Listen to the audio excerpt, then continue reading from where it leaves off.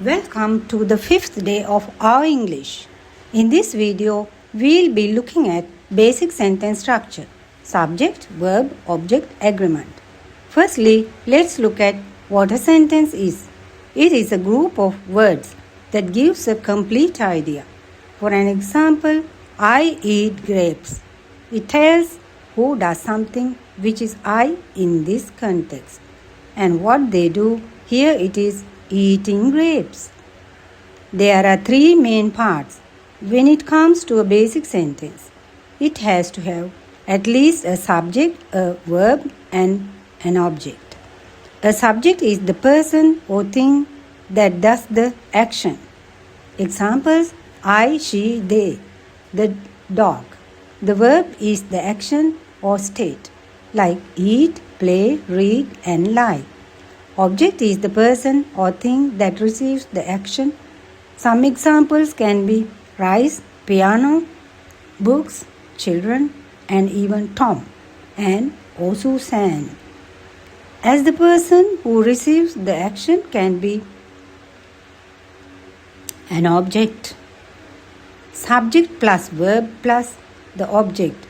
We call this the subject verb object agreement, or the basic sentence structure formula, as it is the basic pattern which shows who does what to whom. Let's look at some examples so you will understand it better. Let's look at the basic sentence. I eat apples. There is the object apples. What happens to the apples? They are being eaten. So who is eating them? Here I am eating them. Therefore, subject is I, verb here is the eat, and object is apples. Next one is Tom drinks juice. Subject is Tom, as he is the one doing drinking. What he does is drinking, and the he drinks is the juice. Therefore, it is a proper sentence which has the subject, verb, object accordingly. We have to keep in mind that it is not enough to just have these three components anywhere in a sentence, but it has to be in the correct order.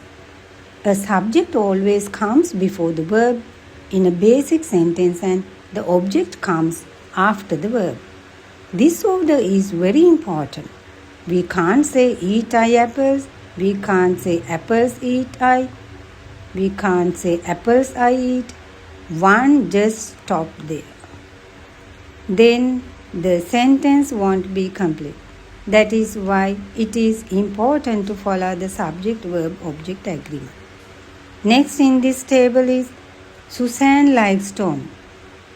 Here Tom is the one being liked. Thus he becomes the object. As I said earlier, a living person can also be the object. The cat eats fish. The cat is the subject, verb is eats, object is fish, which is the thing being eaten. They play soccer, object is soccer. They play it, so the verb is play, and as they are the one playing it, the subject is they. Moving on, let's look at the subject pronouns. Let's look at what is a pronoun first. It is a word we use instead of a noun, which can be names or things. Therefore, we use subject pronouns in the place of the subject to avoid repetition. For an example, let's say Tom drinks juice. Then Tom goes to the library. After Tom visits the museum, instead of say Tom, Tom, Tom 3 times. After the first Tom, we can say he, like Tom drinks juice. He goes to the library, he visits the museum. Because after the first introduction, we know it is Tom doing the things. When it comes to the subject pronouns, there are 7.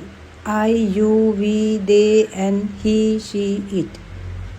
As there are the ones doing the action, these always come before the verb of a basic sentence. Let's look at these subject pronouns in details. I is the speaker, which is yourself, and for me it is myself. For an example, I eat rice. I am talking about myself. Or if you are the one doing it, yourself. You is the listener, which can be one person or more than one, as both singular and plural for you is you. Example, you read books. Here I am talking about the person who is listening to this, or the person right in front of me. We is for the speaker and others. Let's say you and I share a burger. We can say we instead of you and I. This can be about 2 people, 100 people, or 10,000 people, as long as it is more than one and being talked about directly. You can use we. Example, we learn English. They. We use they when we talk about other people, animals or things. That is not directly in front of us. Example, they play football. I am not doing it. You are not doing it. Some of the rest of us are doing it. He. He can be any male, a man or a boy. Example, he drinks tea.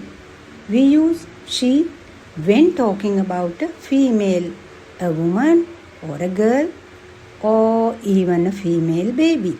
Example, she writes a letter.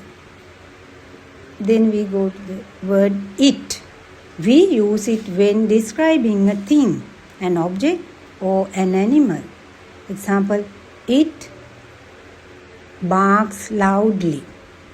A tip. For a baby, as long as we don't know whether the baby is a boy or a girl, we use the pronoun it when describing the baby. Example, baby acts very cute, but it cries a lot. We use he, she or it when talking about a single entity. For multiple he's, she's or its, we use they as it is the plural form.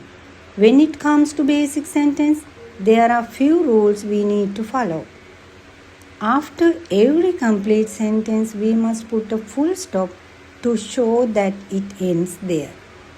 Also, in English grammar, there are 3 persons and all the subject pronouns we talked about earlier go under these. They are the first person, second person and the third person. First person is the one who is speaking, and I and we go under this. Second person is the one being spoken to. You go under this. Both singular and plural use. Third person is the one who is being spoken about by the first or second persons or both. He, she, it and they go under this. When I am talking about myself or including myself, we call that the first person perspective. The person I am talking to naturally becomes the second person. Someone or something else that is not me or you becomes the third person. This is important because in present simple tense, the verbs change form for third person singular, which is he, she or it. It adds on s to the base form of the verb. The base verbs are the verbs you see in the dictionary, unchanged and the first form. This only applies to he, she, it in the simple present tense, which is the current state. Let's take the basic sentence. I play badminton. It is something I usually do. I didn't stop doing it. We call this state the present simple tense. It describes the time stage. So in this same present simple, if it is he or she or it does, we add letter S at the end of the verb. He plays badminton, she watches TV, it cries every day. For most verbs, it's just S like runs, jumps, sleeps, but if the verb ends with letter CH, SH, S, X or Z, we add ES at the end of the verb.